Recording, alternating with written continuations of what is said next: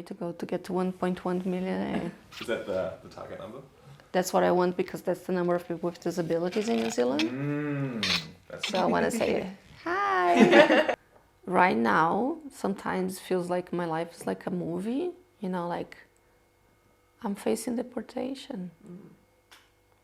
And I'm facing deportation, bottom line, because I'm paraplegic and I have lupus. How crazy is that? Honestly, it's unbelievable. We are in 2020 and I'm not welcome. You know, like this government, this country is not welcoming me because I'm paraplegic and I have lupus. Doesn't matter that I can work. I was paying taxes like since I came to New Zealand. I've been working and paying taxes. You know, you have so many things you have to tick when you're applying for a visa. I tick all those boxes, but I have this condition that I cannot change, and because of that, I'm not welcome. A 4.10 immigration instructions from the manual. They state that they have a list of conditions. If you have one of those, they have to decline your residency unless you have a medical waiver. So if you have HIV, all kinds of disabilities, if you have diabetes, any chronic, you know, condition, health condition, they have to deny your residency unless you have the medical waiver. And the medical waiver, pretty much they will put on the balance, oh, you have this condition, you're likely to cost this much. And the other side, they will see your ties to New Zealand, your potential contribution to the country, and the level of cost or the money you're going to impose to the health system. The rationale behind this policy is that, you know, we have like certain amount of resources to the health system, and you're likely to cost too much. In my opinion, this policy is immoral because slaving people is cheaper than employing and paying, you know, workers right. But we don't do that because that's immoral. Not having people with disabilities, with chronic conditions, you know, might be cheaper, but that's immoral. Yeah. But the process itself it's dehumanizing, really. Since 2014, I'm battling this battle. Since 2014, like I just want to carry on with my life, you know. Yeah. I have so much things that I want to do, and honestly, when I came here, I came in 2012, and I read the policy, I was just like, okay, I'm gonna put like a huge label written rubbish, and I'm going to do a protest, you know, against it. But then I kind of, okay, I listened to what people, you know, my boss say, don't be a troublemaker, you know, first get your residency and then you start fighting for it. Yeah. But that's not who I am. And now I'm getting to the end of my legal options. And who I am, I have this image of, whenever I have a challenge, I have this image of a very strong, powerful, and really angry, unstoppable rhino. And I'm just going, you know, like, oh, I have a challenge. And I have this rhino, you know, like doing, putting the horn and just going for it. Yeah, yeah. And then that's what I've done. And I fight really hard. But the rhino always got stuck because this bureaucracy, and at some point the rhino was broken, you know, because I've done all that I could. I've done everything, and I provide every bit of information they requested. And honestly, like, ties to New Zealand, my mom, my brother, 2 sisters, all live here. Potential contribution to the country. Look, my autobiography was published in 2010 in Brazil in 2012. 30,000 copies of it were distributed in all the public schools throughout Brazil. This is huge. and my health was stable for the past 10 years. Okay, I do have lupus, I am paraplegic. So what? Like, I've learned how to live independently in a wheelchair. I'm learning, that's a big one, but I'm learning to manage stress, because, stress can trigger lupus flares. I had in my head I was all okay, that's the rule, but I fill all the ticks, I tick all the boxes, I get everything that I need to. And even though that's not enough, so that made me really angry. Because that's not like, okay, I want to stay in New Zealand and I'm stubborn, and when I want something, I want something. But that's not just about me, that's way bigger than me. And this is about fairness, and it's about taking a stand that we are in 2020. It's not okay to discriminate on disability grounds. I received this letter from, it's a father of a girl, he's a stepdad of a girl that has a disability. And he said, look, please don't give up. Please don't give up, because I cannot go to the media. I cannot create a petition. I cannot be vocal about it, because I don't want her to know that we've been denied residency because of her. And honestly, I'm a very strong person. I'm really resilient, have amazing support, like my family, my friends. And I have all those achievements and blah, blah, blah. And even for me, with all this thing, I honestly thought about killing myself at some point during the process, because I was so hopeless. The process make you feel so bad, make you feel so unworthy, make you feel like rubbish, shit, compare you to money, that at some point I almost believed. I almost believed that I'm a burden, that I shouldn't be here. Imagine the impact of this policy in that girl's life. We shouldn't be proud. We shouldn't be proud of. Now I'm proud. Look, I had to overcome huge stuff. It's really difficult. Out of the blue, your life changed. You cannot walk. You cannot do all the stuff that you were used to do. You might shit yourself in a job interview. Nearly happened. Really? Really. My last job. That's a really good story. Can I tell this story? Yeah, so here you go, spinal cord injury is more than not walking. You might lose sensation in your body. You might lose your, sphincter controls. So you have to do rehab on all sort of. Anyway, you learn how to manage this. But you never know. And I have this sign whenever I need to go to the toilet, my legs start contracting. So it's a small contractions is we. Like big contraction, poo-poo, run. You can run. Run, but you can run. Anyway, I went to this job interview, I really need the job because visa was, I was out of Health and Disability Commission. I really need this job, and I need a job that sponsor you. So I get all prepared, get in this tiny room, this tiny small office. There's my friend and the general manager and the home care manager. And I was doing really well, and then my legs start to open. And you just cannot stop. Oh, look, can I just go to the toilet? Because it will take me 1 hour to take a shit, And I was just trying to concentrate and answer and respond to the answers, and then the legs opening.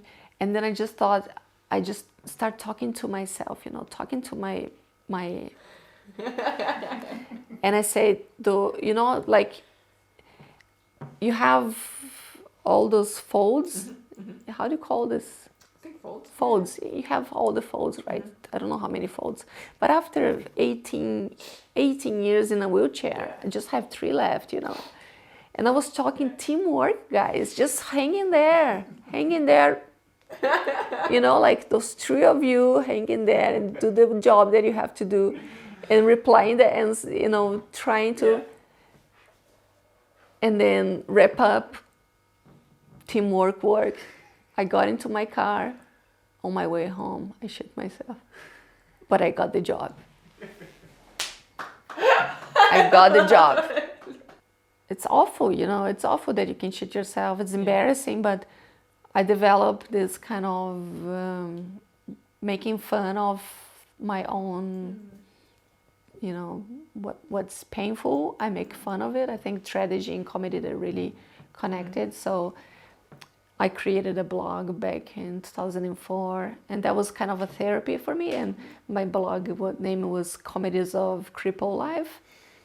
So pretty much making fun of, you know, those horrible things will happen. I will see the fun side of it and write about it. Yeah. So first thing that I've done when I arrived here was to find, okay, where are the other Willies, you know, what are the other cripples in the country.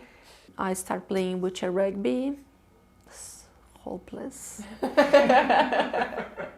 Really, really embarrassing. When I used to walk, I played soccer, and I was the best soccer player in the school. Yeah. So it was really nice, you know, like I love it. And then when I started playing wheelchair rugby, I was in the opposite side. It was really good insight of what is being the last one to be chosen to the team, and what is being to be the one that, you know, you got the ball and everybody just, okay, that hurts, right? You know?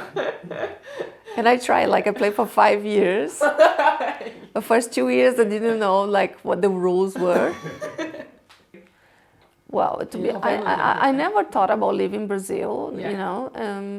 But my brother was the first to come to New Zealand, and he really was tired of all the corruption, violence, and I think the thing that made him, you know, I'm leaving was we were at home, and then he was coming back from a trip, and 2 guys came and assaulted him with a gun. He had a gun at his head, and my sister, she saw, and then she grabbed 2 knives in the kitchen, came outside, and he said, just go inside. And you feel like your life has no value, you know. It's like this, they kill you. He graduated in odontology. He just figured out where in the world they speak English and they need dentists. So he saw New Zealand. Then he came with $800 in his pocket. A year ago, he opened his practice with another people. So cool. Really like migrant, tribe, hardworking. When I think about Brazil, it's overwhelming. It's just so huge problems, you know. It's endless. I don't think I have superpowers to. It is so, you know, it's problems everywhere. Everywhere. It's corruption, it's violence, social inequality. I don't know what went wrong, but there is a level of cruelty. You know, like there's crime here, but people here don't realize what it is, like violence, what it is danger, what it is. You know, I remember I live in fear in Brazil. Like we have metal bars in the windows, and they have a huge fence, and then we have electric fence, and then we pay for private security. I used to sleep with the alarm control under my pillow. If I would hear any noise, I could press the panic button, and they will come. And you imagine, like, I'm in a wheelchair, I can run, you know, like, I remember there was one day that we were going to a party, and then my friend gave me a ride, and then take me about maybe 2 minutes to get out from the car. So I got out from the car and he was going to park, and then 2 guys just came and took him. Like, it's what they call instantaneous kidnapping. They kidnap you for maybe a few hours just to get your money, and they just took my friend. So, and then the second victim was my little sister. She's the tallest one, but she's the baby. She will be turning 30 very soon. She has a PR, and she came as well because of the violence. So she was at the point gun in the bus coming home from school. Then she's working. She's working in marketing. I think she's kind of copying me. Those little sisters. Yeah. You know, I like a perfume. She goes there and buy the same perfume. And then they choose a profession. She goes there. I think She obviously looks up to you. Yeah. And that I was the funniest of the family. Now she's the funniest of the family. And that I thought I was the favorite. Now she's like entitled herself. I'm the favorite. Yeah. So yeah, I don't know what's going on here. And then I came to visit them. Fell in love with New Zealand and just, okay, I'm moving. And then my other sister came as well. She's on a 3-year work visa. She's study agricultural engineering. And now she works as electric technician. Like all my siblings, very intelligent. Don't know where does it come from. Then my mom came in 2014, and my mom is amazing. She's really brave, like move countries after, when you already middle age. She broke up with my father after 30 years of marriage. That's something else that is really, really brave. And then she permit herself to get another relationship, what is also really brave. So she's been with I call him stepdad now. It's been 4 years. He's a Kiwi bloke, really Kiwi bloke. It's really funny man. We call him Chuck Norris. It really looks like Chuck Norris. Yeah. So when I came to New Zealand in 2012, I was just like, oh my God, this is all perfect. Look, the accessibility. In Brazil, we have like a huge disability movement. People really engaged. We have a lot of people with disabilities in politics. We have like senator that is quadriplegic. You do have representation. You do have people with disabilities in those political spaces. We also have a quota system for employment. What is amazing in terms of, creating an opportunity for people to be inserted in society and contributed. We live in capitalism. If you don't get money, you're not on the game. You don't exist. And being part of, the workforce is something that really makes a difference in terms of, feeling you contributing and having an opportunity. And let's be honest, for a lot of people, they wouldn't have any chance because there's a lot of, misconceptions, prejudice, and people think that still there is a stereotype of, you have a disability, you cannot contribute. Here in New Zealand, we don't have quota system. We don't have any representation. We only had major module matters, and now who do we have with a disability? In Brazil, we have amazing legislation. We do have Accessibility Act. We do have, now it become, they pretty much organize all the legislation that we have in one big act, the Inclusion Act.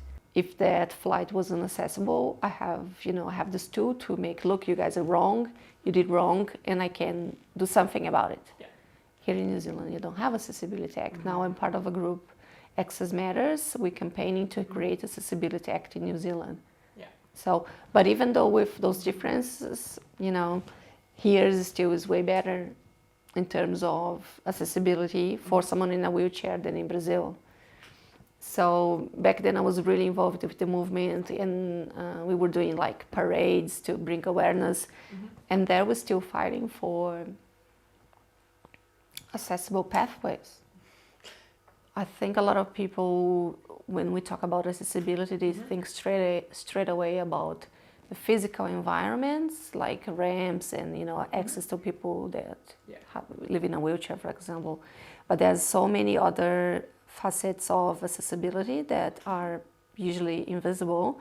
You have systemic, you have instrumental, methodological, you have accessibility in the communications or access to information is a big challenge as well. If you have any sensorial impairment, how do you access information? Like if you see and you can hear, we usually don't realize that. Regarding systemic discrimination, I think that's really, really subtle. I will go back. You edit that. So regarding systemic accessibility, I think that's really subtle. And like what I'm facing right now is systemic discrimination. It's when a system, when law, when policies are designed in a way that they exclude people. The one that I've done in Brazil was like 3 months, and you just pretty much you live. You go to the rehab center and you live there, and they try to do as much as real as possible. So you will learn first. You will learn all about your skincare, what you have to do, and then you learn. In my case, I do self catheterization. So whenever you need to, you insert it, and you learn how to do that, and that just become part of, like, I need to do wee-wees, you go there and do self-catheterization, and then you will learn bowel care. So you pretty much establish a routine. Like you choose what time. Some people do like every second day they go to the toilet, or for some people every day, for some people even every 3 days. But you choose like a time, and then you set up, and you pretty much you teach your bowel, like that's where and then I think the hardest part of my rehab process was sexuality. Sex is already taboo, and then disability is taboo, and then you put sex and disability is taboo on a huge level, and that's one subject that I love. I love it. Brazilian, of course. Love talking about it. Love not doing much lately, but love talking about it. Yeah, for me, everybody's different, but for me, it's always been a huge part of, And I was 19, so I already had like sexual life. I was with a boyfriend, and I broke up a month before having my injury. So stupid. And then I just I think I want to party. I'm not ready for a relationship. And then 1 month later, boom, party's over, at least for some time. And I think at the beginning you're just like pretty much fighting for your life. So you think about it, but it's not like the main thing is just survive, survival mode. But then I just like was so many changes, like the body that I had just disappeared, I had a beautiful body, and as women we always putting finding the flaws, and I wasn't happy because I have this little tiny fat here under the armpit. That bothered me. That small bag of fat here, and I wasn't happy with the size of my calves, And now I really know what a thing like is. And it's just, you just have to embrace who you are and be grateful. Now I have this belly that looks like I'm pregnant forever pregnant, but it's beautiful. And probably right now I have the best body that I will have in my life, because gravity is merciless, and aging, we pretty much, is it like a compost, like you decomposing. That's what it means to age, but it's beautiful as well. Like it's so nice, like you have the privilege of seeing your hair go gray. I could have died when I was 19, and now, it's beautiful to see the first wrinkles, and that reminds you of the privilege of being alive. And back to the sexual thing, that was the hardest part of my rehab by far, because soon I was back to university, and then I was back to work, and then I was back to social life. But sex took me 5 years to have my first time, and that was so many challenges, because I think like having an orgasm, let's talk about it first. What do you need? You need stimulation, right? And we all relate to skin, like that's the main sexual organ, like it's touching and feeling. And then I lost sensation from pretty much from here down. So if I touch here, I can feel, and then I feel pressure, and then I don't feel. I feel a little bit, and then I don't feel, so. And then you have to find new ways to stimulate your brain, because actually the orgasm happens in your brain.